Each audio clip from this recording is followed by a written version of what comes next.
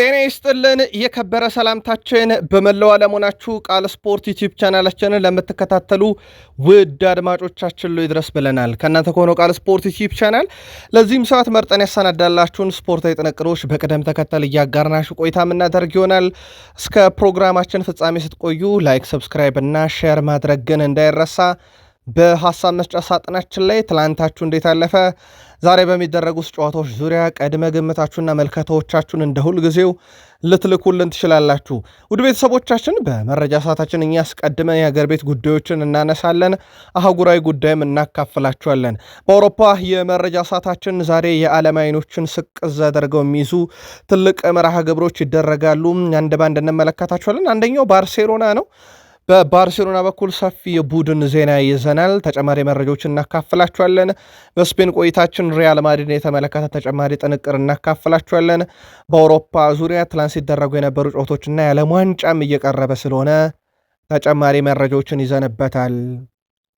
በተወዳጁ የእንግሊዝ ፕሪሚየር ሊግ የመረጃ ሰዓታችን በበርካቶች ዘንድ የሚፈለገውን ተጫዋች እናነሳለን። አንድ አሰልጣኝ የማይሰናበቱም ድጋፍ አላቸው ጭራሽ እየተባለ ነው፣ እናነሳቸዋለን። በቢግ ሲክስ ፔፕ ጋርዲዮላ በጣም ምርጡ ወር ላይ ናቸው። በጣም የተለየ መረጃ እንነግራችኋለን። አነጋጋሪውን ሰው በሲቲ ተጨማሪ መረጃ ይዘንበታል። በቆይታችን ከኛ ጋር ስትሆኑ ከምትከታተሉት ውስጥ ነው። ከቼልሲ ጋር በተያያዘ በርካታ መረጃዎችን ስናነሳ ዝውውር ላይ ትኩረት እናደርጋለን። ተጨማሪ የቡድን ዜናዎችንም እናካፍላችኋለን። ከወዲህ ደግሞ እንደ ሊቨርፑል ያለው የፕሪሚየር ሊጉ ተወካይ ቡድን ዛሬ ያለ የሌላ አቅሙን የመጠቀም ግዴታ ያለበት በጣም ወሳኝ የሆነ ጨዋታ ያደርጋል። ከዚህ ጋር በተያያዘ ተጨማሪ የቡድን ዜና እናነሳለን። ከተጋጣሚም አንጻር ሉዊስ ኤንሪኬን እንዲሁ እናነሳችኋለን። በሊቨርፑል በኩል የቡድን ዜናና የዛሬው ጨዋታ ይዳሰሳል። ቀድመ ግምታችሁን በዩቲዩብ ገጻችን ላይ ግን ላኩልን። አርሰናል ቤት ሁለት የተለያዩ ሰዎችን እናነሳለን። ከሃቨርዝ እና ማይክል አርቴታ በተለያየ አውድ ውስጥ ናቸው። የሚገርም መረጃ ይዘንላቸዋል። ከአርሰናል ጋር በተያያዘ በርካታ ሀሳቦች እየተነሱ ነው። የቡድን ዜና እናካፍላቸዋለን። ጉዳትን በተመለከተ የወጡ መረጃዎች አሉ። ለአርሰናል ግን አንድ በጣም አስደሳች መረጃ ይዘናል። ለየት ያለ ጥንቅር ነው። በዩቲዩብ ገጻችን አብራችሁን ስትቆዩ ከምትከታተሉት ውስጥ በማንቸስተር ዩናይትድ በኩል ከ45 ዓመት በኋላ በሮዝ ደርቢ በኦልትራፎርድ ተሸንፈዋል። የማንቸስተር ዩናይትድ እና የሊድስ ጨዋታ በኦልትራፎርድ ሲደረግ ከዳኝነት ውሳኔ ጋር በተያያዘ ዩናይትዳውያን ከበድ ያለ ቅሬታ ያሰሙበት፣ ሊድስ ዩናይትዶች ደግሞ የሚገባን እንድላገኘንበት ያሉበት ምሽት ነበረ። ብሩኖ አሁንም ከማንቸስተር ዩናይትድ ግቦች ጀርባ ያለ በጣም ወሳኙና ቁልፉ ሰው ሆኖ እንደዚሁ የቀጠለበት ሲሆን ካዜሜሮ ስንብቱን እያሳመረ ነው። ሌስ አንድሮ ማርቲኔዝ ከጉዳት ተመልሶ ዩናይትድን ጎድቶታል። በቃል ስፖርት ዩቲዩብ ቻናላችን በርካታ መረጃዎችን በዚህኛው ጨዋታም ዙሪያ በዩቲዩብ ገጻችን ስትቆዩ ታደምጡታላችሁ። ላይክ፣ ሰብስክራይብ፣ ሼር ስለምታደርጉን ከኛ ጋር ስለሆናችሁ አመስጋኝ ነን። በድጋሚ መልካም ቆይታ ብለናል። የኢትዮጵያ ፕሪሚየር ሊግ ትላንትና የሐዋሳ ከተማና የምድረገነት ሽረ ጨዋታ ያው በአየር ሁኔታ ምክንያት እንደተራዘመ ይታወቃል። ዛሬ የኢትዮጵያ ፕሪሚየር ሊግ ቀጥለው የሚካሄዱ በርከት ያሉ ጨዋታዎች አሉ። አዳማ ከተማ ከኢትዮ ኤሌክትሪክ፣ እንደዚሁም ሀዲያ ሆሳዕና ከኢትዮጵያ ቡና፣ ኢትዮጵያ ንግድ ባንክ ከሲዳማ ቡናና ወላይታ ዲቻ ከፋሲል ከነማ ዛሬ 4 መርሃ ግብሮች ይደረጋሉ። ምናልባት ሐዋሳ አካባቢ ያለው የአየር ሁኔታ ግን ጨዋታዎቹን ለማድረግ አመቺ ሁኔታ ካለ ብቻ ነው ጨዋታዎቹ የሚደረጉት ተብሏል። ትላንትና የኢትዮጵያ ፕሪሚየር ሊግ 27ኛ ሳምንት ሸገር ከተማ ከነገሌ አርሲ 1-1፣ አርባ ምንጭ ከተማ ከቅዱስ ጊዮርጊስ 2-2 እንዲሁም መቀለ ሰባ እንደርታ ወልዋሎ አዲግራት ዩኒቨርሲቲ 2-1 እንዳሸነፉበት ይጠቀሳል። በቅርቡ አሰልጣኙን ያሰናበተው የጋና ብሔራዊ ቡድን አዲስ አሰልጣኝ በኃላፊነት ሾመዋል። ብሔራዊ ቡድኑ አሰልጣኝ ካርሎስ ኩዌርዝን በዋና አሰልጣኝነት መሾሙን ትላንትና ይፋ አድርጓል። አሰልጣኙ የጋና ብሔራዊ ቡድን በቀጣዩ 2026 ዓለም ዋንጫ ውድድር የሚመሩም ይሆናል። ፖርቱጋላዊ ባለተሞክሮ አሰልጣኝ ካርሎስ ኩዌርዞ ለተከታታይ 5ኛ ጊዜ በዓለም ዋንጫ ይካፈላሉ። አሰልጣኙ የኦማን ብሔራዊ ቡድንን ለዓለም ዋንጫ ማሳለፍ እንዳልቻሉ ግን ይታወቅ ነበረ። አሰልጣኙ ከዚህ በፊት ሪያል ማድሪድና ፖርቱጋል ብሔራዊ ቡድንን ጨምሮ አሰልጥነዋል። ማንቸስተር ዩናይትድ ቤት ምክትል አሰልጣኝ እንደነበሩ አይዘነጋም። በብሔራዊ ቡድን ደረጃ እንደ ኢራን፣ ግብፅ፣ ደቡብ አፍሪካ፣ ጃፓን እና ካታር እንዲሁም ኦማን የመሳሰሉ የመካከለኛው ምስራቅ ሀገራትንም እንደዚሁ አሰልጥነው ነበረ። እኚህ ሰው ናቸው እንግዲህ ዳግም ጋናን ይዘው በዓለም ዋንጫ ይሳተፉ ዘንድ ትላንትና ሹመታቸው ከጋና እግር ኳስ ፌዴሬሽን የተረጋገጠው። ዛሬ የዓለም አይኖችን ስቅዝ አድርገው የሚይዙ ትልልቅ መርሃ ግብሮች ይደረጋሉ። ሜትሮፖሊታኖ ስቴዲየም አትሌቲኮ ማድሪድ ከባርሴሎና ይጫወታሉ። የመጀመሪያ ዙር ጨዋታ አትሌቲኮ ማድሪድ 2-0 እየመራ ነው ጨዋታውን የሚጀምረው። እንዲሁ አንፊልድ ሮድ ስቴዲየም ሊቨርፑል ከፓሪሰን ዠርሜን ይጫወታሉ። ጨዋታውን ፓሪሰን ዠርሜን 2-0 እየመራ ነው የሚጀምረው። የነኚህ ጨዋታዎችን የተመለከተ ተጨማሪ ሰፋ ያለ ጥንቅር ይዘናል። በድጋሚ አብራችሁን ቆዩን። ከዚህ ጋር በተያያዘ ውድ ቤተሰቦቻችን ላሚን ያማል በርከት ያሉ ሀሳቦችን ከጨዋታው በፊት በጋዜጣዊ መግለጫ ላይ አንስቷል። እንደዚህ አይነት ጊዜዎችን ወዳለው ምክንያቱም እውነተኛ ተጫዋችነት በዚህ ጊዜ ነው የሚረጋገጠው ብሏል። ላሚን ያማል ከፓሪሰን ዠርሜን ጋር 6-1 በሆነ ውጤት የተደረገውን ካምባክ ብዙ ጊዜ አይቼዋለሁ። ስለዚህ ባርሴሎና ቤት የማይቻል ነገር የለም ብሏል። ላሚን ያማል ከውድድሩ የምንወጣ ከሆነ ወይም ተሰናብተን የምንሰናበት ከሆነ እስከ መጨረሻው ግን በእርግጠኝነት ያለንን ሁሉ ሰተን ነው የሚሆነው ብሏል። ሳንጫንና ሳንሮጥ አንድም ደቂቃ እናባክንም ያለው ላሚን ያማል አልተጠናቀቀም፣ ውጤቱን ቀልብሶ ማለፍ በጣም ይቻላል ሲል ተደምጧል። የመጀመሪያ ዙር ጨዋታ በፓው ኮባርሴ ቀይ ካርድ ምክንያት በጎዶሎ ተጫዋች ተጫውተው 2-0 የተሸነፉትን ውጤት ዛሬ እንቀለብሷለን እያለ ነው ላሚን ያማል። ጨዋታው ሜትሮፖሊታኖ ስቴዲየም ይደረጋል። ክሌመንት ቱርፒን ጨዋታውን በመሃል ሜዳ ዳኝነት ይመሩታል። አትሌቲኮ ማድሪድ 28 ድል 8 አቻ 14 ሽንፈት በዚህ ዓመት አስተናግዷል። በባርሴሎና በኩል በዚህ ዓመት 30 ድል 3 አቻ 8 ሽንፈት ብቻ ነው የገጠማቸው። አትሌቲኮ ማድሪድ በመጨረሻ 5 ጨዋታ ያሸነፈው አንድ የባርሴሎናን 2-0 በሆነ ውጤት ነው። ቀሪ 4ቱንም ጨዋታ ተሸንፏል፣ በራሱ ባርሴሎናን ጨምሮ ማለት ነው ያሸነፈው። በባርሴሎና በኩል በአንጻራዊነት አንድ ጨዋታ እሱም በአትሌቲኮ ማድሪድ የተሸነፈው፣ ቀሪ 4 ጨዋታዎችን ግን ድል አድርጓልና በጣም በተለያየ ፎርም ውስጥ ሆኖ ነው ዛሬ ጨዋታውን የሚያደርጉት። የሁለቱ ክለቦች እርስ በርስ ግንኙነት ባርሴሎና 116 ጊዜ ያሸንፏል፣ አትሌቲኮ ማድሪድ 84 ጊዜ ያሸንፏል፣ 58 ጊዜያቸው ወጥተዋል። የመጨረሻ 4 ግንኙነታቸውን ነጥለን ከተመለከትን ባርሴሎና 2 ያሸንፏል፣ አትሌቲኮ ማድሪድ 2 ያሸንፏል። በወቅታዊ ብቃት በጣም ጥሩ ፎርም ላይ ያለው ባርሴሎና ከሜዳ ውጭ ሜትሮፖሊታኖ ላይ ውጤት ይቀለብሳሉ የሚለው ይጠበቃል። ክሌመንት ቱርሚን በመሃል ሜዳ ዳኝነት የሚመሩትን ጨዋታ ማን በበላይነት ሊወጣ ይችላል? ቅድመ ግምታችሁን አጋሩን። ሌላኛው የስፔኑ ተወካይ ሪያል ማድሪድ ግን ከበድ ያለ ፈተና ነው ነገ የሚጠብቀው። ያውም አሊያን ዛሬና ላይ ነው ጨዋታው የሚደረገው። አልቫሮ አርቤሎአ ቡድኑን እየመሩ 4 ተከታታይ ጨዋታ ድል አልባ ጉዞ ነው ያደረጉት። በነገራችን ላይ ጥሩ ፎርም ላይ አይደለም ቡድናቸው እንዳጠቃላይ፣ ምናልባት ያ የአውሮፓ ሻምፒዮንስ ሊግ ተአምራዊን ሪያል ማድሪድ ካልደገሙት በስተቀር ማለት ነው። በእርግጥ ፍሎሬንቲኖ ፔሬስ ከሰሞኑ እኛ ሪያል ማድሪድ ነን በ15 ዓመታት ያነሳናቸው የዋንጫ ድምር ብዛቶች ማንነታችን ይነግረዋቸዋል፣ የአይነት ቡድንን የአውሮፓንም እግር ኳስ የምንመራው እኛ ነን ብለው ነበረ። ውድ ቤተሰቦቻችን ሪያል ማድሪድ ባለፉት 8 ዓመታት 4 ተከታታይ ድል አልባ ጉዞ በላይ ያስመዘገበው 5 ነው። ስለዚህ በዚህ ሳምንት ከተሸነፈ በጣም ከበድ ያለው ሪካርድ ይሆናል ማለት ነው። አልቫሮ አርቤሎአ በላሊጋ ማድሪድን ለማንገስ ይቸገራሉና ይሄኛውስ ጨዋታ የሚለው በትልቁ ይጠበቃል። በፍራንስ ሊግ አሽራፍ ሀኪሚ ሉዊስ ኤንሪኬ ስለ ፉልባክ ሚና ያለኝን አመለካከት ሁሉ የቀየሩ ለኑኖ ሜንዴዝም እንደዛው ያደረጉ ሰው ናቸውና ለፓሪሰን ዠርሜን እዚህ መድረስ ምክንያቱ እሳቸው ናቸው እያለ ነው።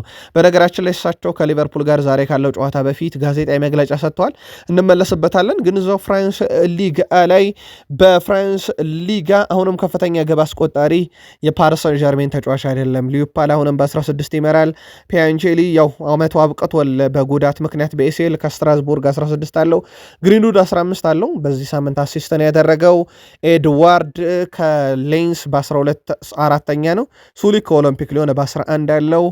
የፓሪሰን ዠርሜን ተጫዋች ግን ኮሌክቲቭሊ በጣም ውጤታማ ሲዝን ግን እያሳለፉ ነው ማለት ይቻላል። ትላንት በሳውዲ ፕሮ ሊግ አንድ በጣም ተጠባቂ ጨዋታ ነበር። በእርግጥ በርከት ያሉ ጨዋታዎች ነበሩ፣ ግን ሲጠበቅ የነበረው የአልሂላል ጨዋታ ነበረ። አልሂላል በኤዥያ ሻምፒዮንስ ሊግ ጨዋታ አድርገው 3-3 በሆናቸው ውጤት ተጠናቆ በመለያ ምት ተሸንፈው ከውድድሩ ተሰናብተዋል። ይህ በጣም ያልተጠበቀ ውጤት ነበረ ለአልሂላል። 3-3 የተጠናቀቀው ጨዋታው እንዳልኳችሁ በመለያ ምት ግን ተሸንፈው ከውድድሩ መሰናበት ግድ ብሏቸዋል። በሳውዲ ፕሮ ሊግ ውድ ቤተሰቦቻችን አልናስር ደግሞ ጨዋታውን የሚያደርገው ነገ ነው። ነገ በ29ኛ ሳምንት አልናስር ከአልኢትፋቅ ጋር ጨዋታቸውን እንደዚሁ የሚያከናውኑ ይሆናል። ቀድሞ ስለሚጫወት አልናስር ነጥቡን እንደዚሁ ከፍ ማድረግ የሚችልበት ነው። በዓለም ዋንጫ መረጃችን ክርስቲያኖ ሮናልዶ ለሚቀጥሉት 4 ዓመታትም ልጫወት እችላለሁ እያለ ይገኛል። በነገራችን ወደ ቤተሰቦቻችን ዋናው ነገር ብቁ መሆን ነው። ብቁ እስከሆንኩ ድረስ እጫወታለሁ ብሏል። ምናልባት 2030 የዓለም ዋንጫ ሮናልዶ የሚጫወት ከሆነ እድሜው ያኔ 45 ዓመት ነው የሚሆነው። አሁን 41 ዓመቱ ላይ ነው። ስለዚህ ከ4 ዓመት በኋላ 45 ዓመት ይሆነዋልና ልጫወት የምችልበት እድል አለ እያለ ነው ክርስቲያኖ ሮናልዶ። ስለዚህ በአካል ብቃት ዝግጁ እስከሆንኩ ድረስ እጫወታለሁ ሲል ተደምጧል። ከወዲህ ደግሞ የጣሊያን ብሔራዊ ቡድን የዓለም ዋንጫ ተስፋ አልተሟጠጠም የሚሉ መረጃዎች በስፋት እየወጡ ይገኛሉ። ጣሊያን በ2026 ዓለም ዋንጫ ለመሳተፍ አንድ የመጨረሻ እድል አላት። ይሄም የመካከለኛው ምስራቅ ጦርነት ዳግም መጀመሩን ተከትሎ ኦልሞስት ወደዛ አካባቢ አዝማሚያውም እንደዛው መሆኑን ተከትሎ ድርድሩ አልተስማሙምና በአሜሪካና በኢራን መካከል በእስላማባድ ፓኪስታን ሲካሄድ የነበረው ድርድር በዚህ ምክንያት ኢራን ከዓለም ዋንጫ የመቅረት እድሏ በጣም እየሰፋ መጥቷል። እናም ፊፋ ኢራን በይፋ ከዓለም ዋንጫ ውድድር ራሷን የምታገል ከሆነ ከአውሮፓ ዞን 2 ሀገራት ከኤዥያ ዞን 2 ሀገራትን አድርጎ የማጣሪያ ጨዋታዎች ተደርገው ሊመለሱ ይችላሉ። ለዚህም ጣሊያን ተጨማሪ እድሎችን ልታገኝ የምትችልበት በጣም ሰፊ እድል አላት። ውድ ቤተሰቦቻችን ቃል ስፖርት ዩቲዩብ ቻናላችን ላይ ትገኛላችሁ። የሰዓቱን የተመራረጡ ስፖርታዊ ጥንቅሮች እያጋራናችሁ እንገኛለን። ከተወዳጁ የእንግሊዝ ፕሪሚየር ሊግ ብቻ ወዳገኘናቸው የዕለቱ ጥንቅሮቻችን እንሻገር። ላይክ ካላረጋችሁን ላይክ አርጉን። ቤተሰብ ካልሆናችሁ ከ89 ሺህ በላይ ሰብስክራይበር ባለው ዩቲዩብ ገጻችን ላይ ናችሁ። ሰብስክራይብ ማድረግ እንዳይረሳ። በሀሳብ መስጫ ሳጥናችን ላይ ግን ትላንታችሁ እንዴት ያለፈ፣ ዛሬስ ከሚደረጉ ግዙፍ ጨዋታዎች አንጻር ቅድመ ግምታችሁን በሀሳብ መስጫ ሳጥናችን ላይ ያጋሩን። ከቃል ስፖርት ዩቲዩብ ቻናል ወደ ተወዳጁ የእንግሊዝ ፕሪሚየር ሊግ መረጃዎቻችን ተሻገርን። መልካም ቆይታ። ያን ዲሜንዲ በፕሪሚየር ሊግ ታላላቅ ክለቦች እንደ ሊቨርፑል፣ ቼልሲ፣ እንደ ማንቸስተር ዩናይትድ በእርግጥ ከፕሪሚየር ሊግ ውጭ በርካታ ፈላጊዎች አሉ። ከዚህ ጋር በተያያዘ ያን ዲሜንዲ ምላሽ ሰጥቷል። ታላላቅ ክለቦች ማለትም እንደ ሊቨርፑል፣ ቼልሲ፣ ማንቸስተር ዩናይትድ ጋር ስሜ ተያይዞ መነሳቱ ለእኔ በጣም ተነሳሽነትን ይፈጥርልኛል ሲል ከዝውውሩ ጋር በተያያዘ ምልከታውን አጋርቷል። በእርግጥ ዝውውሩን ለመፈጸም ክለቡ በቂ ገንዘብ እስከቀረበለት ድረስ ዝግጁ ነው ተብሏል በቀጣይ ውድድር ዓመት። ነገር ግን ከ100 ሚሊዮን ፓውንድ በታች ስለመሸጣቸው እርግጠኛ መኮን አልተቻለም። ከወደ ጀርመን በሚወጡ መረጃዎች ተጫዋቹ ግን በጣም ደስተኛ ነኝ ብሏል። ስሜ ከነኚህ ታላላቅ ክለቦች ጋር በመያያዙ የኒካስል ዩናይትድ አሰልጣኝ ኤዲ ሃው ደግሞ ወቅታዊ ውጤት ቀውስ ውስጥ ይገኛል። ቡድናቸው በየትኛውም መድረክ ላይ ተፎካካሪ ቡድን አይደለም። አሁን ይልቁንስ 14ኛ ደረጃ ላይ ናቸው በፕሪሚየር ሊግ የሚገኙት። ከዚህ ጋር በተያያዘ የኒካስል ዩናይትድ ባለቤቶች ኤዲ ሃውን ድጋፍ እንዳላቸውና በሳቸው አሰልጣኝነት ስር መተማመናቸው ተገልጿል። ከ1969 በኋላ ለመጀመሪያ ጊዜ ካራቦ ካፕን ባለፈው ዓመት ቡድኑ እንዲያነሳ ያደረጉት እሳቸው እንደነበሩ አይዘነጋምና ያን ውለታቸውን ባለቤቶቹ የዘነጉባቸው አይመስልም። ፔፕ ጋርዲዮላ እንደዚህ ወር ድል አያደርጉም። 79% ጨዋታቸውን በኤፕሪል ወር ነው የሚያሸንፉት። ወደ ቤተሰቦቻችን ተቀናቃኛቸው ሚኬል አርቴታ ደግሞ እንደ ኤፕሪል ወር ደክመው አያውቁም። 42% ወይም ከ50 በታች ነው የማሸነፍ ንጻሪያቸው። አሁን ሁለቱ ክለቦች ደግሞ የዋንጫ ቀጥተኛ ፉክክር ውስጥ እንዳሉ ይታወቃል። ወደ ቤተሰቦቻችን ሁለቱ ክለቦች አንገት ለአንገት ተናንቀው ግን ላለፉት 20 ሳምንታት ሲቀጥሉ ነበረ። ለአብነት ያክል በመጨረሻ 5 ጨዋታ አርሰናል 12 ነጥብ አገኘ፣ ሲቲ ደግሞ 11። በመጨረሻዎቹ 10 ጨዋታ አርሰናል 20 ነጥብ ሲያገኝ ሲቲ 21 አግኝቷል። ምን ያህል ፉክክሩ ለረጅም ጊዜ እንደነበረ ግን ብዙ ያልታየ ነገር ነበረ። በተለይም መጀመሪያ ሰሞን አካባቢ ሲቲ በእርግጥ የጣላቸው ነጥቦች ነጥቡን ያሰፉት ይመስሉ ነበረ። በመጨረሻዎቹ 20 ጨዋታ አርሰናል 41 ነጥብ ሲሰበሰብ ሲቲ 42 ነው የሰበሰበውና ኦልሞስት ሲቲ እና አርሰናል አንገት ለአንገት ተናንቀው መፎካከር የጀመሩት በፕሪሚየር ሊጉ ላይ ካለፉት 20 ጨዋታዎች ጀምሮ ነው። በመሃል ሲቲ እየጣላቸው የነበሩ ነጥቦች በጣም ቡድኑን ደካማ አስመሰሉት። አርሰናል ደግሞ ወደ መጨረሻ አካባቢ እየጣለ የመጣው ነጥብ ነው። ማንቸስተር ሲቲ ቼልሲን ባሸነፈበት ጨዋታ ቀጥታ ስርጭት መሃል አንድ ደጋፊ ያደረገው ድርጊት መነጋገሪያ እንደነበረ ይታወቃል። ደጋፊው የአርሰናል አርማ ባረፈበት ውሃ መያዣ እየጠጣ ይዞ የነበረው ምስል በማህበራዊ ሚዲያ ላይ አሁን በርካታ ተመልካች ያገኘ ምስል ሆኗል። ደጋፊው ሚዲያ ላይ ቀርቦ በካሜራ አይን ውስጥ የገባው ቅጽበታዊ ክስተት ለቀልድ ብቻ እንደነበረ ተናግሯል። አክሎም እኔ ያንን ያህል አከራካሪ ደጋፊ አይደለውም፣ ጨዋታውንና ሁሉንም ሰው አከብራለሁ ሲል ተደምጧል። በጣም ተገርም ያለው ምን እንደነበረ እንኳን አላውቅም ነበር። በማህበራዊ ትስስር ገጽ ላይ ሲመላለስ ግን እኔ መልእክት ደርሶ ነበር ብሏል። ደጋፊ አክሎም የውሃ መጠጫውን በለንደን በአጋጣሚ እንዳገኘውና በቦርሳው ይዞት መሄዱን ተናግሯል። እናም ከዚህ ቀደም ተይዞ የነበረ እና ይሄ የበላይነቱን ወቅታዊ የበላይነቱን ለማሳየት ያደረገው ነገር እንደሆነ፣ ከዛ ውጭ ግን ከአርሰናል ጋር በተያዘ ሌላ ነገር ታስቦ እንዳልተደረገ እወቁልኝ ሲል ተደምጧል። ቼልሲ ደረሰን። ቼልሲዎች በዝውውር መስኮቱ ቀጣይ ዝውውሮችን ያደርጋሉ ተብሎ ይታሰባል። ዊሊያም ጎሜዝ አሁን በብዙ የሚፈለገው የቼልሲ ተጫዋች ነው። ይህንን ተጫዋች በፖርቶ ቤት ይገኛል። በነገራችን ላይ ብራዚላዊ ተጫዋች ነው። የአጥቂ አማካይ ስፍራ ላይ መጫወት ይችላል። በጣም አስደናቂ ብቃት አለው። እናም ክለቡ በቀጣይነት ወደ ቡድኑ ቢመጣ በጣም የተሻለ እንቅስቃሴ ለቡድኑ ያደርጋል ተብሎ ይታሰባል። በተለይም ኤንዞ ፈርናንዴዝ ቆይታ እርግጥ ባልሆነበት በዚህ ሰዓት ላይ ይህን ብራዚላዊ የአጥቂ አማካይ ስፍራ ዊሊያም ጎሜዝን ለማምጣት ከፖርቶ ፍላጎት አላቸው ተብሏል።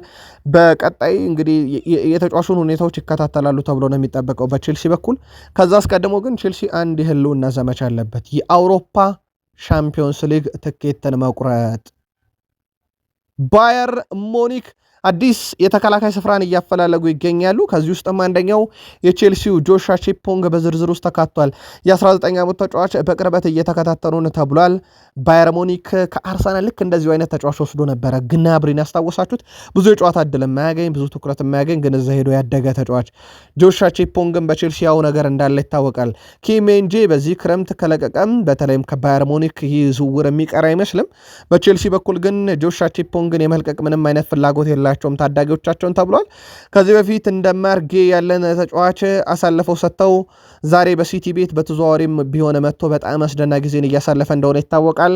ማርጌ በዚህ ሳምንትም የቀድሞ ክለቡ እናት ክለቡ ቼልሲ ላይ እንዳስቆጠረና ቼልሲን አመስግኖ ለዚህ መድረሱ ምክንያቱ ቼልሲ መሆኑን ተናግሮ ነበረ። እናም ጆሹዋ ቺፖንግን በዚህ መልኩ ቼልሲዎች ለባየር ሙኒክ ጠንክሮ የሚመጣ ከሆነ አሳልፈው ይሰጣሉ ግን ተብሎ አይጠበቅም። የሊቨርፑል አሰልጣኝ አርኔ ስሎት ቡድናቸው ዛሬ ፒኤስጂን ጨዋታ በምርጥ ብቃት ላይ ሆኖ እንዲጫወት አሳስበዋል። ዛሬ ልዩ መሆን አለብን ያሉት አርኔ ስሎት ምክንያቱም ተጋጣሚያችን የአውሮፓ ሻምፒዮን ነው፣ ይሄ ስራችንን የበለጠ ያከብደዋል ሲሉ ተደምጠዋል። አክለውም ዛሬ የተለየ ነገር የማድረግ አቅም እንዳለን እናምናለን ሲሉ ተደምጠዋል። ራሳችንን ወደ ጨዋታ መመለስ አለብን፣ ለዛ ጥሩ መንገድ ደግሞ የመጀመሪያውን ጎል ማስቆጠር ነው ሲሉ ተደምጠዋል። አሰልጣኝ አርኔ ስሎት የቀኝ ተመላላሽን በግራ መስመር ማየት፣ አጥቂን በአማካይ ቦታ መመልከት ወጣ ያለ ነገር ነው። ፒኤስጂ በጣም የተለየና ውስብስብ ሂደትን የሚጠቀም ቡድን ነውና ከበድ ያለ ተጋጣሚ ዛሬ በገዛ ሜዳችን ይገጥመናል ሲሉ ተደምጠዋል። የሊቨርፑሉ አለቃ አርኔ ስሎት ስለ ኮናቴ ኮንትራት ማራዘም ጉዳይ ያው እንደ ሁልጊዜው በአደባባይ ስለ ኮንትራቶች አልናገርም ብለዋል። ግን ለሱ በጣም ምቾት የሚሰማው ጨዋታ ይመስለኛል። ፈረንሳይ ነው፣ ስለዚህ በደንብ የሚያውቀውን የሀገሩን ክለብ የሚፋለም ይሆናል ብለዋል። አርኔ ስሎት በጋዜጣዊ መግለጫቸው ላይ ሪዮን ጎማ የመጫወት አቅም እንዳለው ሲጠቁሙም በተጨማሪም የሱን ክህሎትና አቅም ለእንደዚህ አይነት ጨዋታ እንደሚፈልጉ ተናግረዋል። እንደ ንግግራቸውም ከሆነ ዛሬ ከፒኤስጂ ጋር በሚኖረው ፍልሚያ ላይ አሊያም በመጀመሪያው አሰላለፍ ላይ ካልሆነ ደግሞ በተቀያሪ ወንበር ላይ በጨዋታ ያስጀምሩታል ተብሎ ይታሰባል ሪዮን ጎማን። ለዚህም ዝግጁ መሆናቸውን እሳቸው ፍንጭ ሰጥተውበታል። ዶሚኒክ ሴፖዝ ላይ ይሄንን ጨዋታ ማሸነፍ በተለይም ደጋፊውን እንደመካስ ነው ብሏል። በይፋ በ4-0 በሆነ ውጤት በማንቸስተር ሲቲ የደረሰብን ሽንፈት ደጋፊውን ይቅርታ ጠይቀናል። አሁን ደግሞ ደጋፊዎቻችንን እምንክስበትና ድል የምናደርግበት ጨዋታውን ቀይረን ወደ ግማሽ ፍጻሜው የምናልፍበት ምሽት ይሆናል፣ ሊቨርፑልያን ጠብቁን እያለ ነው ዶሚኒክ ሴፖዝ ላይ። የፒኤስጂ አለቃ ሉዊስ ኤንሪኬ ከባድ ጨዋታ ይጠብቀናል፣ ሁሌም ፕረስ ሲያደርጉ ኳስን ለመቆጣጠር ከባድ ይሆናል።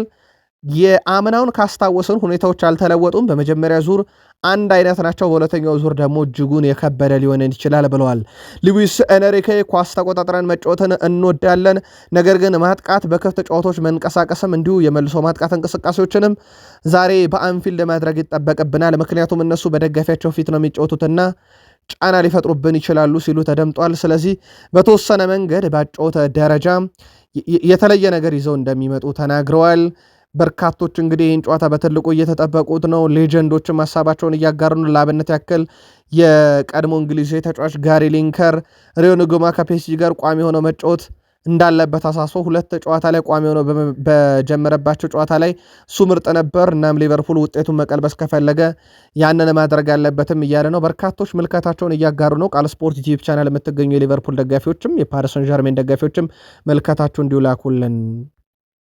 ምናልባት ከቡድን ዜና ጋር በተያያዘ ግን አንድ መረጃ ለሊቨርፑል እንጠቁማችሁ። ሊቨርፑል ባዙማን ቱሬን እየፈለገ እንደሆነ ይታወቃል። እየተከታተለው ነው። ይሄን የሆፈኔም ተጫዋች በክረምት የዝውውር መስኮት የመዞር እድሉ ሰፊ ነው ተብሏል። ሆፈኔም ቱሬን በክለቡ ታሪክ ከፍተኛ የሽያጭ ሪካርድ ለመስበር አቅዷል። እስከ 40 ሚሊዮን ፓውንድ አካባቢ ሊሸጠው ይችላል እየተባለ ነው። ስካይ ስፖርትም መረጃውን ይዞት ወጥቷል። በእርግጥ ሊቨርፑል ብቸኛ ፈላጊ ክለብ አይደለም፣ ግን በስፋት አሁን የሊቨርፑል ስም ከዚህ ተጫዋች ጋር እየተነሳ ይገኛል። ከዚህ ጋር በተያያዘ በዛሬው ዕለት ዋና ትኩረቶች ሁሉ ሊቨርፑል ጨዋታው ላይ ስለሆነ ይህንን ጨዋታ ላይ ትኩረት እናደርጋለን። ግን ከዙር ጋር የተያዙ ተከታታይ መረጃዎችን በቃል ስፖርት ዩቲዩብ ቻናል ለሊቨርፑል ደጋፊዎች እንደ ሁልጊዜው የምናጋራችሁ ይሆናል። ውድ ቤተሰቦቻችን ዛሬ ዓለም አይኖች ሁሉ በአንፊልድ ሮድ ስቴዲየም ሊቨርፑል ከፓሪስ ሰን ዠርሜን የሚያደርጉትን ጨዋታ ለማየት ያማትራሉ። አንፊልድ ሮድ ጨዋታው ይደረጋል። ማሪዞ ማሪና የዛሬውን ጨዋታ በመሃል ሜዳ ዳኝነት ይመሩታል። ሊቨርፑል 26 ድል 8 አቻ 16 ሽንፈት የዚህ ዓመት ቁጥሮቹ ናቸው። በፓሪስ ሰን ዠርሜን በኩል 29 ድል 9 አቻ 7 ሽንፈት አስተናግደዋል።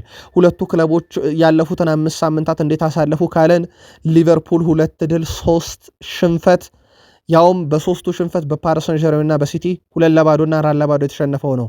በፓሪስ ሰን ዠርሜን በኩል ባለፉት 5 ጨዋታ አንድም ሽንፈት የላቸውም። የእንግሊዙን ቼልሲ በደርሶ መልስ አሸንፏል። ሊቨርፑልን አሸንፏል። በፍራንስ ሊጋ ቱሉዝ እና ኒንስን አሸንፏል። በጣም ጥሩ ፎርም ላይ ነው ያለው ፓሪስ ሰን ዠርሜን። ሁለቱ ክለቦች አጠቃላይ በተገናኙባቸው 7 ጨዋታ ፓሪስ ሰን ዠርሜን 4ቱን አሸንፏል። ሊቨርፑል 1ዱን አሸንፏል። አቻ ወጥተው ያውቁም እነኚህ ሁለት ክለቦች።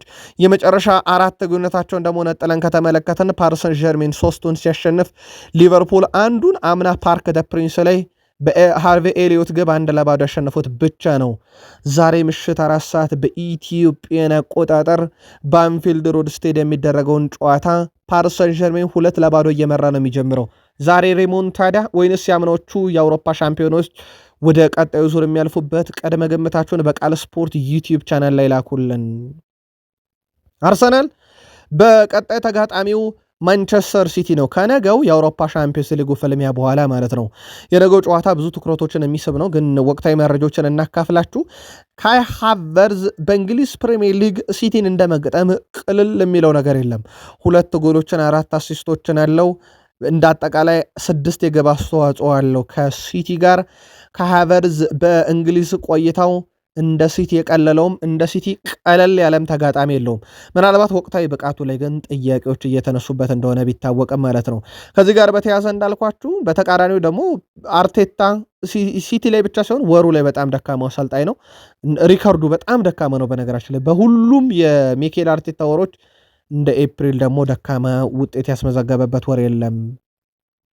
የቀድሞ የአርሰናል ሌጀንድ ፓትሪክ ቬራ መድፈኞቹ በበርንማውዝ በደረሰባቸው አስደንጋጭ ሽንፈት የተሰማውን ጥልቅ ሐዘንና ትችት ገልጿል። በጣም አሳዛኙ ከበርንማውዝ ጋር በነበረው ጨዋታ ያየሁት ነገር ማመን አልቻልኩም ነው ያለው ቬራ። የቡድን ወቅታዊ አቋም እያሽቆለቆለም ነው ብሏል። እግር ኳሳቸው እየተበላሸ ነው። ከማንቸስተር ሲቲ ጋር በነበራቸው ጨዋታ አንድ ነገር አሳይተው ነበረ። ከሳውዝሃምፕተን ጋር በነበረው ጨዋታ ሽንፈት ቢገጥማቸውም እንኳን ጥሩ ተጫውቷል። ከስፖርቲንግ ሊዝበን ጋር በነበረው ጨዋታ ቢሆን የተሻሉ ሁኔታዎች ነበሩ ይላል ቬራ። በመቀጠልም ቡድኑ በበርንማውዝ ጨዋታ ስለነበረው ደካማ አቋም ግን በጣም አዝኛለሁ ብሏል። በርንማውዝ ጨዋታ ምንም አይነት እቅድ የሌለ ቅልጥፍና የሌለ ተነሳሽነትን በተጫዋቾቹ በኩል አላየውም ብሏል። በሁሉም የጨዋታ ክፍሎችን ብልጫ ተወስዶብን ነበረ ብሏል። በዚህ የውድድር ዘመን ለእግር ኳስ ስሜታዊ አልነበርኩም ያለው ቬራ፣ ነገር ግን ዳኛው የጨረሻውን ፊሽካ ሲነፋ ላለቅስ ሁሉ ተቃርቤ ነበረ ብሏል። በመጨረሻም ተጫዋቾቹን ግን መልእክት አስተላልፏል። ሊጉን ለማሸነፍ በጣም ተቃርበሃል፣ 7 ጨዋታዎች ብቻ ቀርተዋል። እናም በእነኚህ ጨዋታዎች ላይ ምን ማድረግ እንዳለብህ ማወቅ አለብህና የአርሰናል ተጫዋች ሆይ የተቀሩትን ጨዋታዎች አንጻር ራስን አዘጋጅ እያለ ነው የቀድሞ ተጫዋች ፓትሪክ ቬራ። ሊዩምበርግ ኢታር ላይ ማሸነፍ ትልቅ አቅም አለን እናደርገዋለን እያለ ነው። ግን አርሰናል እዚህ ሜዳ ላይ ሲያሸንፍ ሚኬል አርቴታ ሁሉ የአርሰናል ተጫዋች ነበሩ። ረዘም ያለ ጊዜው ፈጅቷል። ከ11 ዓመት በላይ ፈጅቷል እዚህ ስቴዲየም ላይ ለማሸነፍ። ምናልባት በዛ ጨዋታ ላይ በአርሰናል በኩል እንደ ሳካ፣ ቲምበር የመሳሰሉ ተጫዋቾች ወደ ሜዳ ይመለሳሉ ተብሎ ይጠበቃል። ግን አሁን ከሁሉም በፊት አርሰናል የስፖርቲንግ ሊዝበኑንም የነገውንም ጨዋታ መወጣት ይጠበቅበታል።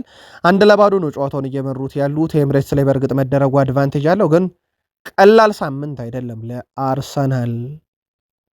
ምናልባት ለአርሰናል በጣም አስደሳቹ ዜና ጨዋታውን የሚመሩት አንቶኒ ቴለር ናቸው። ታዲያ እኚህ ዳኛና አርሰናል ምን አገናኛቸው? የኚህ ዳኛ ጨዋታውንስ መዳኘት እንዴት ለአርሰናል እድለኝነት ሊሆን ይችላል የሚለውን ደግሞ እንመልከት። ውድ ቤተሰቦቻችን የፊታችን እሁድ በኤታድ ስቴዲየም ምሽት 12:30 ሲል የሚጀምረውን ይህንን ተጠባቂውን የተወዳጁን የእንግሊዝ ፕሪሚየር ሊግ ጨዋታ በአርሰናልና በሲቲ መካከል ሲደረግ አንቶኒ ቴለር ጨዋታውን ይመሩታል። አርሰናል ባለፉት 11 የፕሪሚየር ሊግ ጨዋታ አንቶኒ ቴለር እየመሩት አልተሸነፈም። ስለዚህ ከሳቸው ጋር እድል አለው አርሰናል። ድል ያደርጋሉ የሚለው ግን በትልቁ የሚጠበቅ ጉዳይ ነው። ዴክላን ራይስ እኛ ጠንካራ ነን፣ እናም አሉታዊ የሆነ ነገር እንዲደርስብን አንፈቅድም። ነገሮች በትክክለኛው መንገድ እየሄዱ እንዳልሆነ እናውቃለን። ነገር ግን ይህ ትኩረታችንን አተናን ማለት አይደለም። ዓላማችንን እናውቃለን። ዋንጫ ማሸነፍ ነው እያለ ይገኛል። በእርግጥ ከሰሞኑ እየደረሰባቸው ያለው ትችት ቀላል የሚባል እንዳልሆነ ቢታወቅም ማለት ነው። እናም ለዚህ ራሳችንን አዘጋጅተናል፣ በፍጹም ከዓላማችን እየወጣን አይደለም ሲል ተደምጧል ዴክላን ራይስ። ምናልባት ዴክላን ራይስ እና የአማካይ ክፍሉን በተመለከተ ግን በዛው ካነሳን ዙቤሜንዲ አሁንም ትልቅ ትችቶችን እያስተናገደ ነው። በእርግጥ በርካታ ሌጀንዶች ወይም ለአርሰናል ቅርብ የሆኑ የመጀመሪያ ዓመቱ ሌሎች የፕሪሚየር ሊግ ሌጀንድ አማካዮች ምን ሰሩ የሚለውን ተመልከቱ አተተቹት እያሉ ቢሆንም ማለት ነው ባክፓሱና የጎንዮሽ ፓሱ ይበዛል፣ ስህተቶችን ያበዛል በሚል አሁንም ትችቶች እየቀረቡበት ነው። ግን በርካታ የአርሰናል ሌጀንዶች ባይስማሙበትም ማለት ነው ራይስ ከዓላማችን አልወጣንም ሲል ተደምጧል። በፕሪሚየር ሊግ በአዲሱ ፎርማት ማለትም 1992-93 ላይ ፕሪሚየር ሊግ ተብሎ ከተቋቋመ በኋላ እንደ ማንቸስተር ዩናይትድ የነገሰበት አልነበረም። የ13 ጊዜ ሻምፒዮን ነው። ከዛ በኋላ ሲቲ 8፣ ቼልሲ 5፣ አርሰናል 3፣ ሊቨርፑል 2 ነው በዚህ መድረክ ክብር ያላቸው። ታዲያ ፕሪሚየር ሊጉን እንዳጠቃላይም 20 ጊዜ ከ1992 በኋላም 13 ጊዜ ያነሳው ዩናይትድ ወደ ቀደመ ማንነቱ ወደ ቀደመ ክብሩ ለመመለስ የሚያደርገው ጉዞ ትላንትና በተወሰነ መንገድ ተደነቃቅፎበታል። ምናልባትም ይህንን ክብሩን የሚመልሰው የአውሮፓ ሻምፒዮንስ ሊግ ትኬትን በመቁረጥ ነው። ዘንድሮ ማንቸስተር ዩናይትድ ትላንትና በኦልድ ትራፎርድ በሮዝ ደርቢ 2-1 ተሸንፏል። በጨዋታው ገና ከረፍት በፊት ኦካፎር 5ኛውና 9ኛው ደቂቃ ግብ አስቆጥሮ ዩናይትድ 2-0 እየመሩ ረፍት ወጡ። ከረፍት እንደተመለሱ 56ኛው ደቂቃ ላይ ሌሳንድሮ ማርቲኔዝ በዩናይትድ በኩል በቀይ ካርድ ወጣ።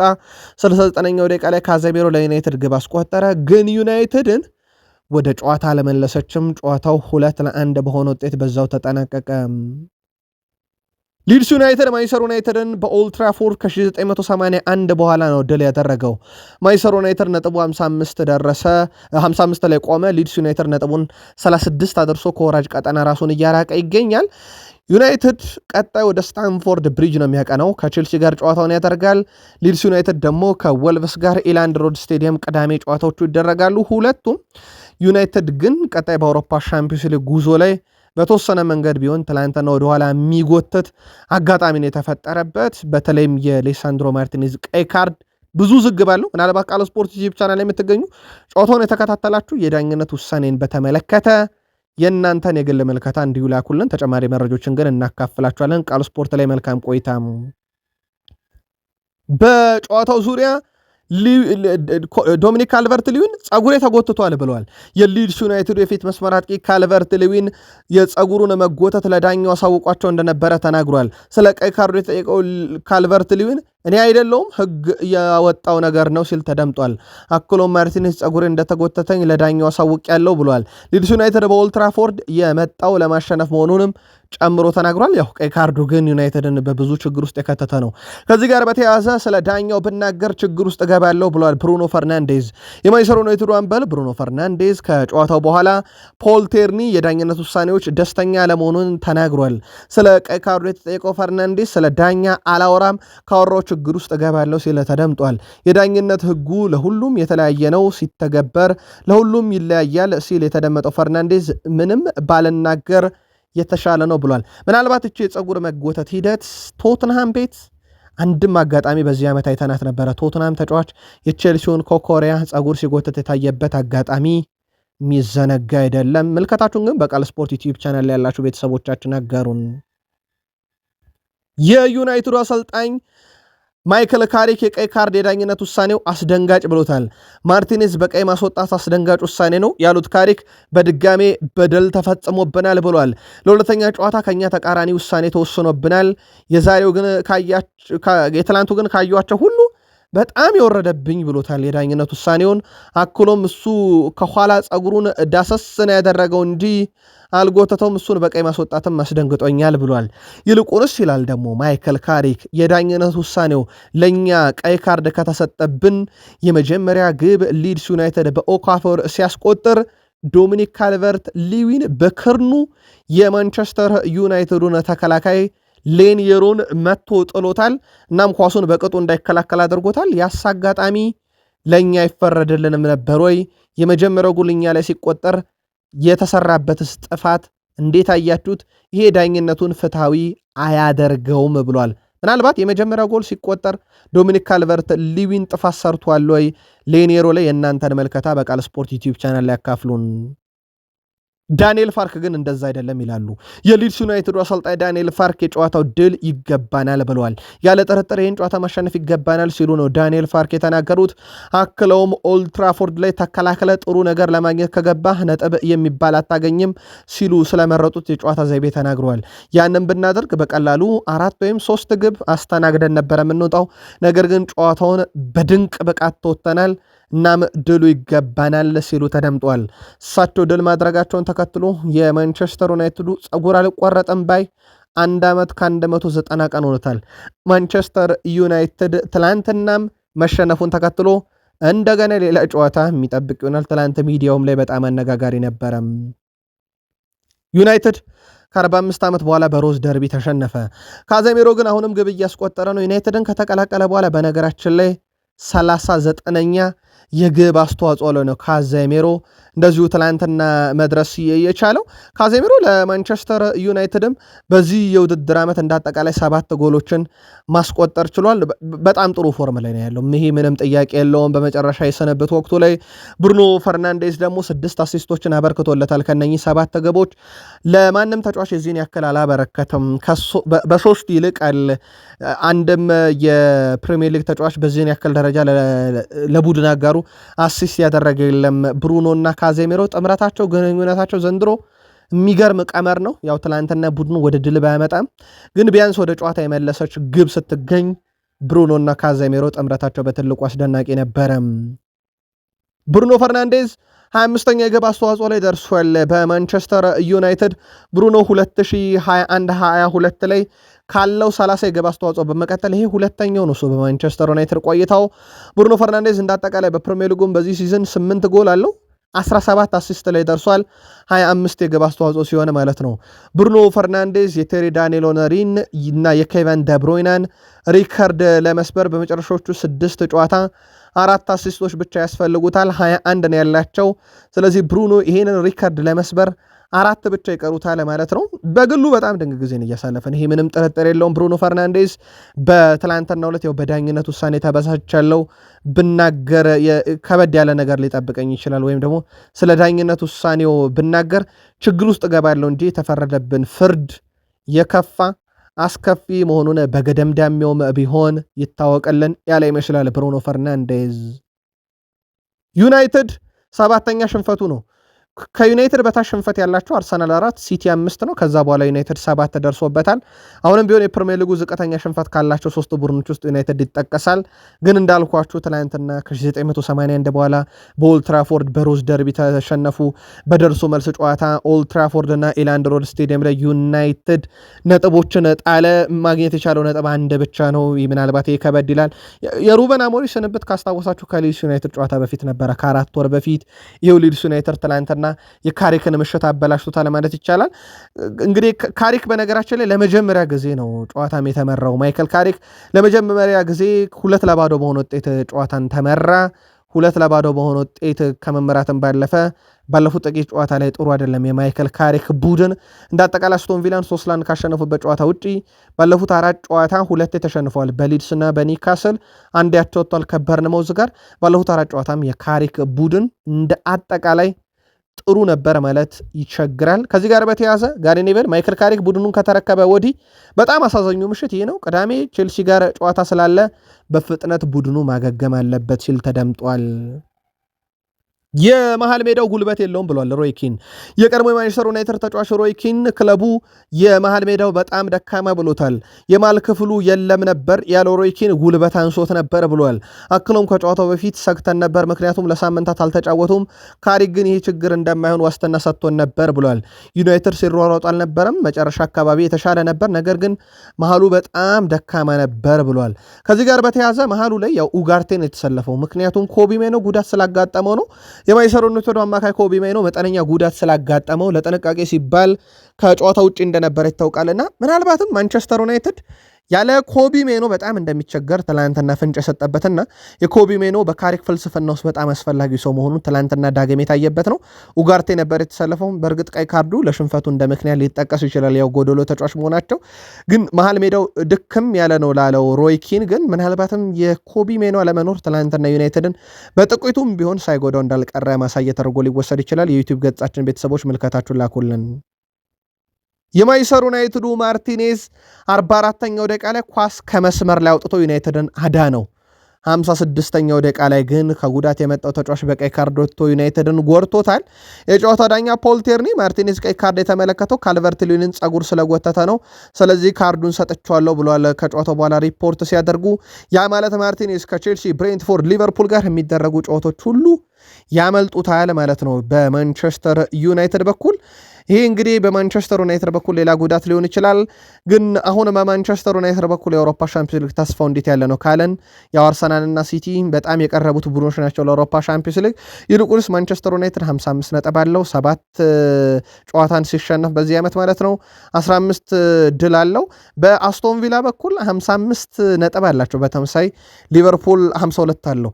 ነኚህ የቀጣይ አውሮፓ ሻምፒዮንስ ሊግ ተሳታፊ ደረጃ ውስጥ ይገኛሉ። ቼልሲ በ48 ነጥብ ለነኚህ ክለቦች ስጋት የሆነው ነው። በዩናይትድ እና በሻምፒዮንስ ሊግ ደረጃ መካከል አሁን 48 ነጥብ ካለው ከቼልሲ አንጻር ዩናይትድ የ7 ነጥብ ብልጫ እንዳለው ግን ይታወቃል። በዩናይትድ በኩል ምናልባት ዝውውርን እናንሳ። የማርኮ ሴኔስን ዝውውር በተመለከተ ዩናይትዶች ይህንን ተጫዋች ለማምጣት አሁንም ፍላጎት አላቸው። ይሄ ተጫዋች ግን በነፃ ነው የሚለቀውና ምናልባት ጥቅም ላይ ከዩናይትድ ጋር በተወሰነ መንገድ ሊጋጭ ይችላል ተብሎ ይታሰባል። ከፍተኛ የሆነ የግል ጥቅሞችን ሊያቀርብ ይችላል እየተባለ ነው። ማንቸስተር ዩናይትዶች ይህንን ጉዳይ በተመለከተ ነገሮችን በስፋት እየተመለከቱ ነው። የማርኮ ሴኔስን ዝውውር ጉዳይ በማንቸስተር ዩናይትድ በኩል ያው ሃሪ ማገር ኮንትራቱን ስላራዘመ በጣም የሚያጣድፍ ዝውውር ባይሆንም ግን ዝውውሩን እየተመለከቱት ነው። ዛሬ የዓለም አይኖች ሁሉ ትኩረት የሚያደርጉባቸው በርከት ያሉ የአውሮፓ ምሽት ጨዋታዎች አሉ። ከዛ አስቀድመን ወደ ቤተሰቦቻችን የኢትዮጵያ ፕሪሚየር ሊግን በተመለከተ ዛሬ ፕሪሚየር ሊጉ 4 ጨዋታዎችን እንመለከታለን። አዳማ ከተማ ከኢትዮ ኤሌክትሪክ፣ ሀዲያ ሆሳዕና ከኢትዮጵያ ቡና፣ እንደዚሁም በኢትዮጵያ ንግድ ባንክና ሲዳማ ቡና እንዲሁም ወላይታ ዲቻና ፋሲል ከነማ መካከል ጨዋታ ይደረጋል። ትላንት የሐዋሳ ከተማና የምድረገነት ሽረ ጨዋታ በአየር ሁኔታ ምክንያት እንደተራዘመ ይታወቃል። ያው ጨዋታውን ማድረግ አልተቻለም። ዛሬ ሐዋሳ ላይ ምን ይጠበቃል የሚለው እናያለን።